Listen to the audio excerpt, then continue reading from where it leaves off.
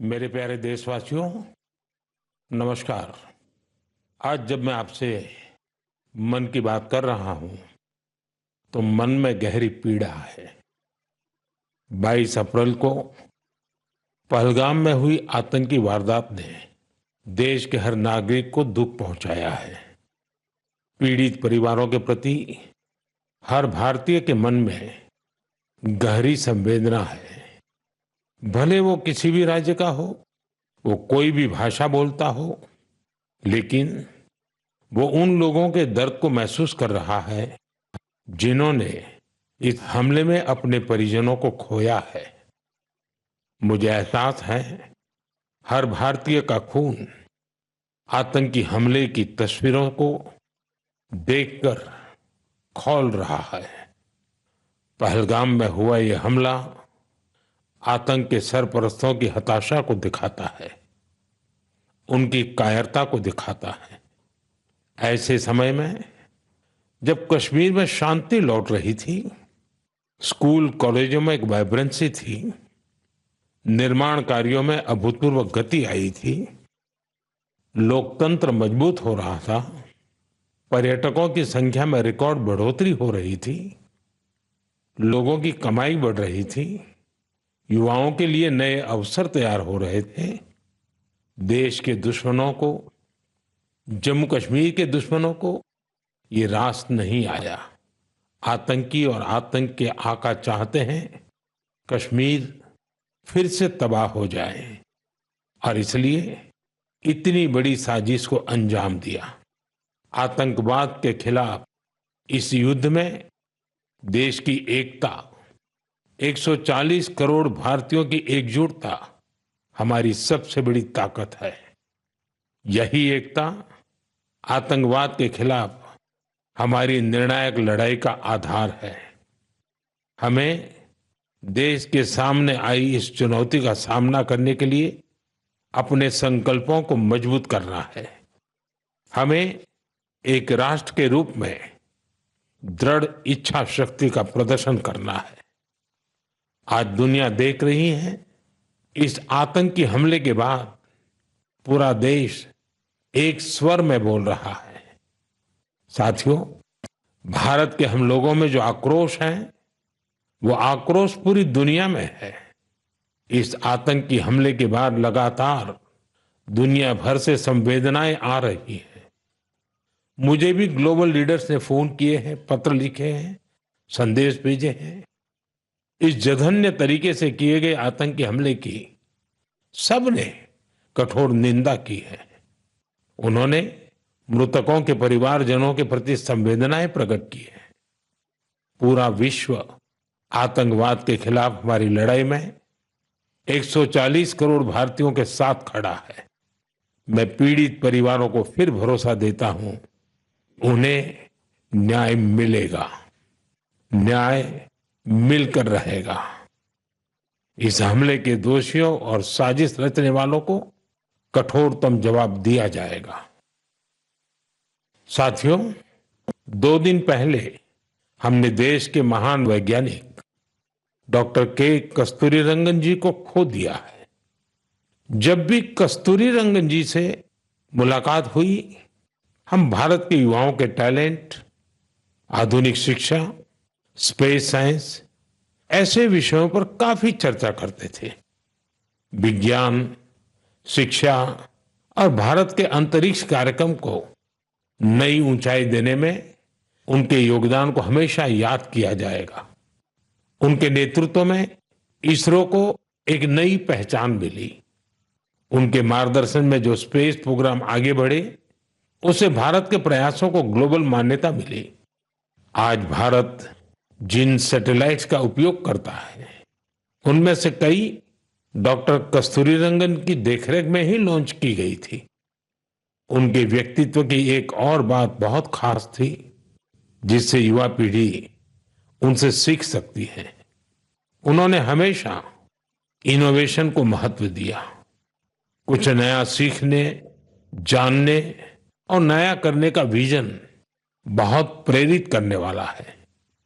Doctor के कस्तूरीरंगन जी ने देश की नई राष्ट्रीय शिक्षा नीति तैयार करने में भी बहुत बड़ी भूमिका निभाई थी।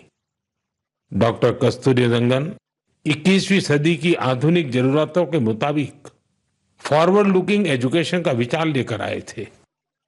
देश की निस्वार्थ सेवा और राष्ट्र निर्माण में उनके योगदान को हमेशा याद किया जाएगा। मैं डॉक्टर के कस्तूरीरंगन जी को विनम्र भाव से श्रद्धांजलि अर्पित करता हूं। मेरे प्यारे देशवासियों, इसी महीने अप्रैल में आर्यभट्ट सैटेलाइट की लॉन्चिंग के 50 वर्ष पूरे हुए हैं। आज जब हम पीछे मुड़कर देखते हैं, 50 वर्षों की इस यात्रा को याद करते हैं, तो लगता है हमने कितनी लंबी दूरी तय की है। अंतरिक्ष में भारत के सपनों की ये उड़ान एक समय केवल हौसलों से शुरू हुई थी। राष्ट्र के लिए कुछ कर गुजरने का जज्बा पाले कुछ युवा वैज्ञानिक, उनके पास न तो आज जैसे आधुनिक संसाधन थे, न ही दुनिया की टेक्नोलॉजी तक वैसी पहुंच थी। अगर कुछ था तो वो था प्रतिभा, लगन, मेहनत और देश के लिए कुछ करने का जज्बा। बैलगाड़ियों और साइकिलों पर क्रिटिकल इक्विपमेंट को खुद लेकर जाते हमारे वैज्ञानिकों की तस्वीरों को आपने भी देखा होगा।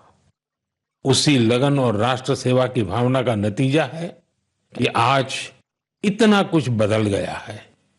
आज भारत एक ग्लोबल स्पेस पावर बन चुका है। हमने एक साथ 104 सैटेलाइट का लॉन्च करके रिकॉर्ड बनाया है। हम चंद्रमा के साउथ पोल पर पहुंचने वाले पहले देश बने हैं। भारत ने मार्स ऑर्बिटर मिशन लॉन्च किया है और हम आदित्य L1 मिशन के जरिए सूरज के काफी करीब तक पहुंचे हैं। आज भारत पूरी दुनिया में सबसे ज्यादा कॉस्ट इफेक्टिव लेकिन सक्सेसफुल स्पेस प्रोग्राम का नेतृत्व कर रहा है। दुनिया के कई देश अपनी सैटेलाइट्स और स्पेस मिशन के लिए इसरो की मदद लेते हैं। साथियों, हम जब इसरो द्वारा किसी सैटेलाइट का लॉन्च देखते हैं तो हम गर्व से भर जाते हैं। ऐसी ही अनुभूति मुझे तब हुई जब मैं 2014 में PSLV C-23 की लॉन्चिंग का साक्षी बना था। 2019 में चंद्रयान 2 की लैंडिंग के दौरान भी मैं बेंगलुरु के इसरो सेंटर में मौजूद था। उस समय चंद्रयान को वो अपेक्षित सफलता नहीं मिली थी। तब वैज्ञानिकों के लिए वो बहुत मुश्किल घड़ी थी, लेकिन मैं अपनी आंखों से वैज्ञानिकों के धैर्य और कुछ कर गुजरने का जज्बा भी देख रहा था।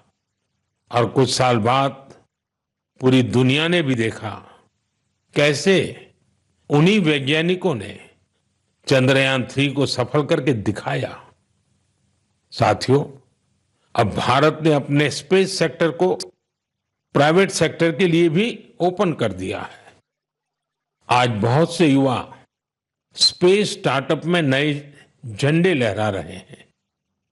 10 साल पहले इस क्षेत्र में सिर्फ एक कंपनी थी, लेकिन आज देश में 350 से ज्यादा स्पेस स्टार्टअप काम कर रहे हैं। आने वाला समय स्पेस में बहुत सारी नई संभावनाएं लेकर आ रहा है। भारत नई ऊंचाइयों को छूने वाला है। देश गगनयान, स्पेडेक्स और चंद्रयान 4 जैसे कई अहम मिशन की तैयारियों में जुटा है। हम वीनस ऑर्बिटर मिशन और मार्स लैंडर मिशन पर भी काम कर रहे हैं। हमारे स्पेस साइंटिस्ट अपने इनोवेशन से देशवासियों को नए गर्व से भरने वाले हैं। साथियों, पिछले महीने म्यांमार में आए भूकंप की खौफनाक तस्वीरें आपने जरूर देखी होगी। भूकंप से वहां बहुत बड़ी तबाही आई। मलबे में फंसे लोगों के लिए एक एक सांस, एक एक पल कीमती था। इसलिए भारत ने म्यांमार के हमारे भाई बहनों के लिए तुरंत ऑपरेशन ब्रह्मा शुरू किया। एयरफोर्स के एयरक्राफ्ट से लेकर नेवी के शिप्स तक म्यांमार की मदद के लिए रवाना हो गए। वहां भारतीय टीम ने एक फील्ड हॉस्पिटल तैयार किया। इंजीनियरों की एक टीम ने अहम इमारतों और इंफ्रास्ट्रक्चर्स को हुए नुकसान का आकलन करने में मदद की। भारतीय टीम ने वहां कंबल, टेंट, स्लीपिंग बैग, दवाइयां, खाने पीने के सामान के साथ ही और भी बहुत सारी चीजों की सप्लाई की। इस दौरान भारतीय टीम को वहां के लोगों से बहुत सारी तारीफ भी मिली। साथियों, इस संकट में साहस, धैर्य और सूझबूझ के कई दिल छू जाने वाले उदाहरण सामने आए। भारत की टीम ने 70 वर्ष से ज्यादा उम्र की एक बुजुर्ग महिला को बचाया, जो मलबे में 18 घंटों से दबी हुई थी। जो लोग अभी टीवी पर मन की बात देख रहे हैं, उन्हें उस बुजुर्ग महिला का चेहरा भी दिख रहा होगा। भारत से गई टीम ने उनके ऑक्सीजन लेवल को स्टेबल करने से लेकर फ्रैक्चर के ट्रीटमेंट तक इलाज की हर सुविधा उपलब्ध कराई। जब इस बुजुर्ग महिला को अस्पताल से छुट्टी मिली तो उन्होंने हमारी टीम का बहुत आभार जताया। वो बोली कि भारतीय बचाव दल की वजह से उन्हें नया जीवन मिला है। बहुत से लोगों ने हमारी टीम को बताया कि उनकी वजह से वो अपने दोस्तों और रिश्तेदारों को ढूंढ पाए। साथियों, भूकंप के बाद म्यांमार में मांडले की एक मॉनेस्ट्री में भी कई लोगों के फंसे होने की आशंका थी। हमारे साथियों ने यहां भी राहत और बचाव अभियान चलाया। इसकी वजह से उन्हें बौद्ध भिक्षुओं का ढेर सारा आशीर्वाद मिला। हमें ऑपरेशन ब्रह्मा में हिस्सा लेने वाले सभी लोगों पर बहुत गर्व है। हमारी परंपरा है, हमारे संस्कार है, वसुधैव कुटुंबकम की भावना। पूरी दुनिया एक परिवार है। संकट के समय विश्व मित्र के रूप में भारत की तत्परता और मानवता के लिए भारत की प्रतिबद्धता हमारी पहचान बन रही है। साथियों, मुझे अफ्रीका के इथियोपिया में प्रवासी भारतीयों के एक अभिनव प्रयास का पता चला है। इथियोपिया में रहने वाले भारतीयों ने ऐसे बच्चों को इलाज के लिए भारत भेजने की पहल की है जो जन्म से ही हृदय की बीमारी से पीड़ित हैं। ऐसे बहुत से बच्चों की भारतीय परिवारों द्वारा आर्थिक मदद भी की जा रही है। अगर किसी बच्चे का परिवार पैसे की वजह से भारत आने में असमर्थ है तो इसका भी इंतजाम हमारे भारतीय भाई बहन कर रहे हैं। कोशिश ये है कि गंभीर बीमारी से जूझ रहे इथियोपिया के हर जरूरतमंद बच्चे को बेहतर इलाज मिले। प्रवासी भारतीयों के इस नेक कार्य को इथियोपिया में भरपूर सराहना मिल रही है। आप जानते हैं कि भारत में मेडिकल सुविधाएं लगातार बेहतर हो रही है। इसका लाभ दूसरे देश के नागरिक भी उठा रहे हैं। साथियों, कुछ ही दिन पहले भारत ने अफगानिस्तान के लोगों के लिए बड़ी मात्रा में वैक्सीन भी भेजी है। ये vaccine rabies, tetanus, hepatitis B और इन्फ्लुएंजा जैसी खतरनाक बीमारियों से बचाव में काम आएगी। भारत ने इसी हफ्ते नेपाल के आग्रह पर वहां दवाइयां और वैक्सीन की बड़ी खेप भेजी है। इनसे थैलेसीमिया और सिकल सेल डिसीज के मरीजों को बेहतर इलाज सुनिश्चित होगा। जब भी मानवता की सेवा की बात आती है तो भारत हमेशा इसमें आगे रहता है और भविष्य में भी ऐसी हर जरूरत में हमेशा आगे रहेगा। साथियों, अभी हम डिजास्टर मैनेजमेंट की बात कर रहे थे और किसी भी प्राकृतिक आपदा से निपटने में बहुत अहम होती है आपकी अलर्टनेस, आपका सचेत रहना। इस अलर्टनेस में अब आपको अपने मोबाइल के एक स्पेशल ऐप से मदद मिल सकती है।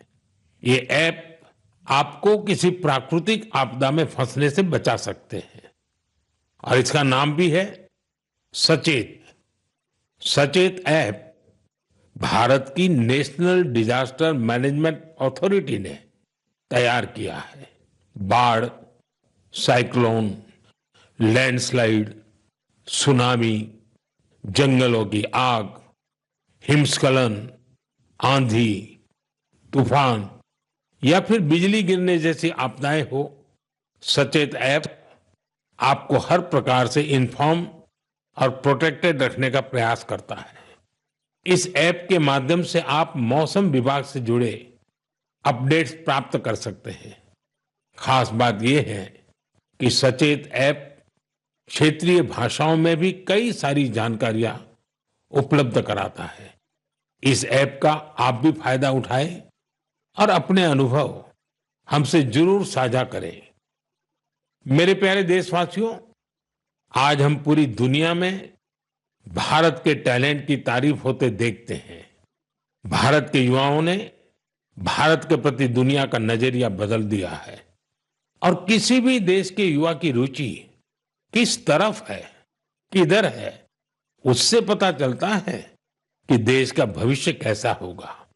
आज भारत का युवा साइंस, टेक्नोलॉजी और इनोवेशन की ओर बढ़ रहा है। ऐसे इलाके जिनकी पहचान पहले पिछड़ेपन और दूसरे कारणों से होती थी, वहां भी युवाओं ने ऐसे उदाहरण प्रस्तुत किए हैं जो हमें नया विश्वास देते हैं। छत्तीसगढ़ के दंतेवाड़ा का विज्ञान केंद्र आजकल सबका ध्यान खींच रहा है। कुछ समय पहले तक दंतेवाड़ा का नाम केवल हिंसा और अशांति के लिए जाना जाता था, लेकिन अब वहां एक साइंस सेंटर बच्चों और उनके माता पिता के लिए उम्मीद की नई किरण बन गया है। इस साइंस सेंटर में जाना बच्चों को खूब पसंद आ रहा है। वे अब नई नई मशीनें बनाने से लेकर टेक्नोलॉजी का उपयोग करके नए प्रोडक्ट्स बनाना सीख रहे हैं। उन्हें 3D प्रिंटर्स और रोबोटिक कारों के साथ ही दूसरी इनोवेटिव चीजों के बारे में जानने का मौका मिला है। अभी कुछ समय पहले मैंने गुजरात साइंस सिटी में भी साइंस गैलरीज का उद्घाटन किया था। इन गैलरीज से ये झलक मिलती है कि आधुनिक विज्ञान का पोटेंशियल क्या है, विज्ञान हमारे लिए कितना कुछ कर सकता है। मुझे जानकारी मिली है कि इन गैलरीज को लेकर वहां बच्चों में बहुत उत्साह है। साइंस और इनोवेशन के प्रति ये बढ़ता आकर्षण जरूर भारत को नई ऊंचाई पर ले जाएगा। मेरे प्यारे देशवासियों, हमारे देश की सबसे बड़ी ताकत हमारे 140 करोड़ नागरिक हैं। उनका सामर्थ्य है, उनकी इच्छा शक्ति है। और जब करोड़ों लोग एक साथ किसी अभियान से जुड़ जाते हैं तो उसका प्रभाव बहुत बड़ा होता है।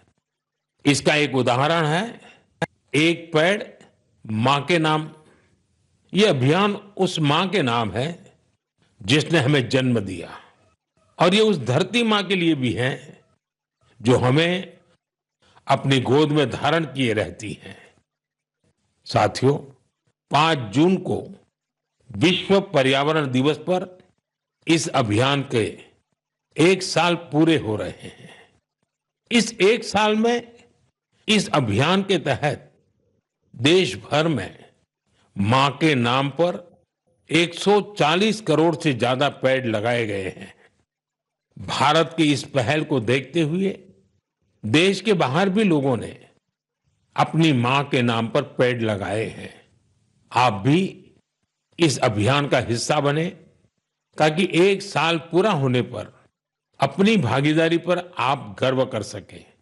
साथियों, पेड़ों से शीतलता मिलती है, पेड़ों की छांव में गर्मी से राहत मिलती है, ये हम सब जानते हैं। लेकिन बीते दिनों मैंने इसी से जुड़ी एक और ऐसी खबर देखी जिसने मेरा ध्यान खींचा। गुजरात के अहमदाबाद शहर में पिछले कुछ वर्षों में 70 लाख से ज्यादा पेड़ लगाए गए हैं। इन पेड़ों ने अहमदाबाद में ग्रीन एरिया काफी बढ़ा दिया है। इसके साथ साथ साबरमती नदी पर रिवरफ्रंट बनने से और कांकरिया झील जैसे कुछ झीलों के पुनर्निर्माण से यहाँ वाटर बॉडीज की संख्या भी बढ़ गई है।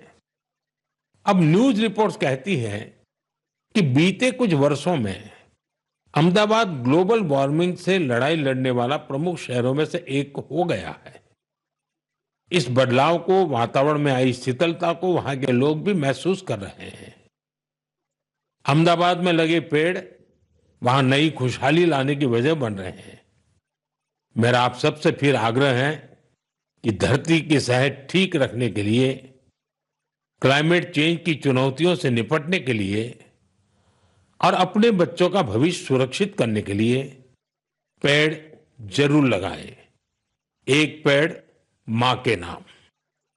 साथियों, एक बड़ी पुरानी कहावत है, जहां चाह वहां राह। जब हम कुछ नया करने की ठान लेते हैं तो मंजिल भी जरूर मिलती है।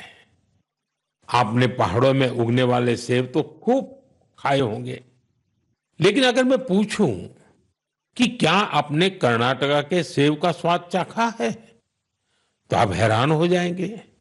आमतौर पर हम समझते हैं कि सेब की पैदावार पहाड़ों में ही होती है, लेकिन कर्नाटका के बागलकोट में रहने वाले श्री शैल तेली जी ने मैदानों में सेब उगा दिया है। उनके कुलाली गांव में 35 डिग्री से ज्यादा तापमान में भी सेब के पेड़ फल देने लगे। दरअसल श्रीशैल तेली को खेती का शौक था, तो उन्होंने सेब की खेती को भी आजमाने की कोशिश की और उन्हें इसमें सफलता भी मिल गई। आज उनके लगाए सेब के पेड़ों पर काफी मात्रा में सेब उगते हैं, जिसे बेचने से उन्हें अच्छी कमाई भी हो रही है। साथियों, अब जब सेबों की चर्चा हो रही है तो आपने किन्नौरी सेब का नाम जरूर सुना होगा। सेब के लिए मशहूर किन्नौर में केसर का उत्पादन होने लगा है। आमतौर पर हिमाचल में केसर की खेती कम ही होती थी, लेकिन अब किन्नौर की खूबसूरत सांगला घाटी में भी केसर की खेती होने लगी। ऐसा ही एक उदाहरण केरला के वायनाड का है। यहां भी केसर उगाने में सफलता मिली और वायनाड में ये केसर किसी खेत या मिट्टी में नहीं, बल्कि एरोपोनिक्स टेक्निक से उगाए जा रहे हैं। कुछ ऐसा ही हैरत भरा काम लीची की पैदावार के साथ हुआ है। हम तो सुनते आ रहे थे कि लीची बिहार, पश्चिम बंगाल या झारखंड में उगती है, लेकिन अब लीची का उत्पादन दक्षिण भारत और राजस्थान में भी हो रहा है। तमिलनाडु के थिरुवीरा अरासू कॉफी की खेती करते थे। कोडाईकनाल में उन्होंने लीची के पेड़ लगाए और उनकी 7 साल की मेहनत के बाद अब उन पेड़ों पर फल आने लगे। लीची उगाने में मिली सफलता ने आसपास के दूसरे किसानों को भी प्रेरित किया है। राजस्थान में जितेंद्र सिंह राणावत को लीची उगाने में सफलता मिली है। ये सभी उदाहरण बहुत प्रेरित करने वाले हैं। अगर हम कुछ नया करने का इरादा कर लें और मुश्किलों के बावजूद डटे रहें, तो असंभव को भी संभव किया जा सकता है। मेरे प्यारे देशवासियों, आज अप्रैल का आखिरी रविवार है। कुछ ही दिनों में मई का महीना शुरू हो रहा है। मैं आपको आज से करीब 108 साल पहले लेकर चलता हूं। साल 1917। अप्रैल और मई के यही 2 महीने देश में आजादी की एक अनोखी लड़ाई लड़ी जा रही थी। अंग्रेजों के अत्याचार उफान पर थे। गरीबों, वंचितों और किसानों का शोषण अमानवीय स्तर को भी पार कर चुका था। बिहार की उपजाऊ धरती पर ये अंग्रेज किसानों को नील की खेती के लिए मजबूर कर रहे थे। नील की खेती से किसानों के खेत बंजर हो रहे थे, लेकिन अंग्रेजी हुकूमत को इससे कोई मतलब नहीं था। ऐसे हालात में 1917 में गांधी जी बिहार के चंपारण पहुंचे हैं। किसानों ने गांधी जी को बताया, हमारी जमीन मर रही है, खाने के लिए अनाज नहीं मिल रहा है। लाखों किसानों की उस पीड़ा से गांधी जी के मन में एक संकल्प उठा। वहीं से चंपारण का ऐतिहासिक सत्याग्रह शुरू हुआ। चंपारण सत्याग्रह ये बापू द्वारा भारत में पहला बड़ा प्रयोग था। बापू के सत्याग्रह से पूरी अंग्रेज हुकूमत हिल गई। अंग्रेजों को नील की खेती के लिए किसानों को मजबूर करने वाले कानून को स्थगित करना पड़ा।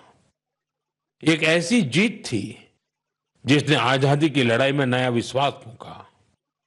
आप सब जानते होंगे, इस सत्याग्रह में बड़ा योगदान बिहार के एक और सपूत का भी था, जो आजादी के बाद देश के पहले राष्ट्रपति बने। वो महान विभूति थे डॉक्टर राजेंद्र प्रसाद। उन्होंने चंपारण सत्याग्रह पर एक किताब भी लिखी, सत्याग्रह इन चंपारण। ये किताब हर युवा को पढ़नी चाहिए। भाइयों बहनों, अप्रैल में ही स्वतंत्रता संग्राम की लड़ाई के कई और अमिट अध्याय जुड़े हुए हैं। अप्रैल की 6 तारीख को ही गांधी जी की दांडी यात्रा संपन्न हुई थी। 12 मार्च से शुरू होकर 24 दिनों तक चली इस यात्रा ने अंग्रेजों को झकझोर कर रख दिया था। अप्रैल में ही जलियांवाला बाग नरसंहार हुआ था। पंजाब की धरती पर इस रक्त रंजित इतिहास के निशान आज भी मौजूद है। साथियों, कुछ ही दिनों में 10 मई को प्रथम स्वतंत्रता संग्राम की वर्षगांठ भी आने वाली है। आजादी की उस पहली लड़ाई में जो चिंगारी उठी थी, वो आगे चलकर लाखों सेनानियों के लिए मशाल बन गई। अभी 26 अप्रैल को हमने 1857 की क्रांति के महान नायक बाबू वीर कुंवर सिंह जी की पुण्यतिथि भी मनाई है। बिहार के इन महान सेनानी से पूरे देश को प्रेरणा मिलती है। हमें ऐसे ही लाखों स्वतंत्रता सेनानियों की अमर प्रेरणाओं को जीवित रखना है। हमें उनसे जो ऊर्जा मिलती है, वो अमृतकाल के हमारे संकल्पों को नई मजबूती देती है। साथियों, मन की बात की इस लंबी यात्रा में आपने इस कार्यक्रम के साथ एक आत्मीय रिश्ता बना लिया है। देशवासी जो उपलब्धियां दूसरों से साझा करना चाहते हैं, उसे मन की बात के माध्यम से लोगों तक पहुंचाते हैं। अगले महीने हम फिर मिलकर देश की विविधताओं, गौरवशाली परंपराओं और नई उपलब्धियों की बात करेंगे। हम ऐसे लोगों के बारे में जानेंगे जो अपने समर्पण और सेवा भावना से समाज में बदलाव ला रहे हैं। हमेशा की तरह आप हमें अपने विचार और सुझाव भेजते रहिए। धन्यवाद।